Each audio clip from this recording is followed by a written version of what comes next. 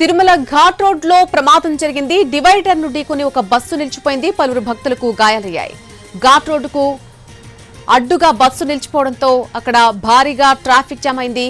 అలిపిరి వరకు కూడా వాహనాలు నిలిచిపోయినటువంటి పరిస్థితి ఉంది. అక్కడ క్రేన్ సహాయంతో బస్సును పక్కకు తొలగించారు సిబ్బంది.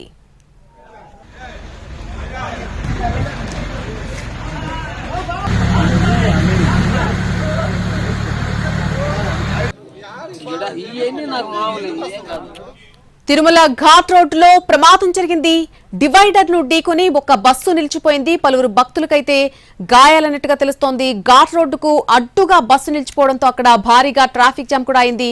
అలిపిరి వరకు కూడా వాహనాలు నిలిచిపోయినటువంటి పరిస్థితి ఉన్నట్టుగా తెలుస్తోంది. పూర్తి అప్డేట్స్ తెలుసుకుందాం. మా ప్రతినిధి మోహన్ ప్రసాద్ లైవ్ లో జాయిన్ అవుతున్నారు. మోహన్ ప్రసాద్, ప్రస్తుతం అక్కడ పరిస్థితి ఏంటి? బస్సును తొలగించారని చెప్తున్నారు. అక్కడ ఎవరైతే గాయపడిన వారు ఉన్నారో వారి పరిస్థితి ఏంటి ప్రస్తుతం? SRR ఫార్చ్యూన్ డెవలపర్స్ వారి సంక్రాంతి శుభాకాంక్షలు. సెల్ 8309821958.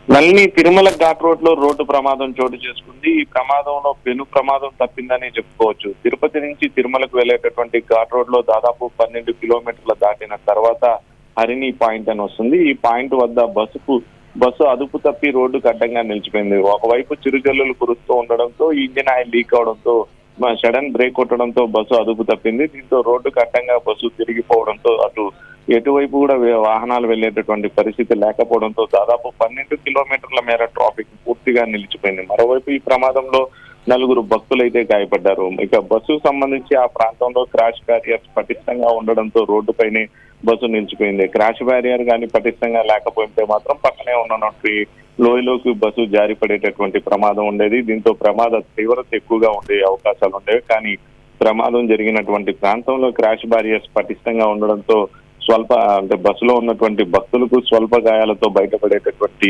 అవకాశం లభించింది. ఇక బస్సు దాదాపు గంటన్నర పాటు రోడ్డుపై ఇరుక్కుపోయినటువంటి పరిస్థితి. దీంతో క్రేన్ సహాయంతో కొద్దిసేపటి క్రితమే రోడ్డుపై ఉన్నటువంటి బస్సును పక్కకు తొలగించేటటువంటి ప్రయత్నాన్ని విజయవంతంగా సిటీ ఇంజనీరింగ్ సిబ్బంది నిర్వహించారు. దీంతో ప్రస్తుతం ట్రాఫిక్ క్రమబద్ధీకరణ అయితే జరుగుతుంది. గంటన్నర పాటు ట్రాఫిక్ నిలిచిపోవడంతో 12 కిలోమీటర్ల మేర అలిపిరి వరకు కూడా వాహనాలన్నీ కూడా పూర్తిగా నిలిచిపోయాయి. దీంతో వాహనాలను ప్రస్తుతం నిదానంగా ఘాట్ రోడ్ లో అనుమతిస్తున్నటువంటి పరిస్థితి కనబడుతుంది. మరో గంటన్నర పాటు కూడా వాహనాలకు సంబంధించి ఘాట్ రోడ్ లో పూర్తిగా క్రమబద్ధీకరణ చేపట్టవలసిన పరిస్థితి ఏర్పడింది. మరోవైపు స్లాటెడ్ దర్శనం ఉండడంతో స్వామివారి దర్శనం కోసం తిరుమల వెళ్తున్నటువంటి భక్తులు తిరుమలకు ఆలస్యంగా వెళ్లేటటువంటి పరిస్థితి ఏర్పడింది. కానీ ఈ రోడ్డు ప్రమాదాన్ని దృష్టిలో ఉంచుకొని టీటీడీ స్లాటెడ్ భక్తులకు ఏ సమయానికి వచ్చినా కూడా క్యూ లైన్ లో అనుమతించినా కూడా ఏర్పాట్లు చేస్తున్నట్లు ప్రకటించారు.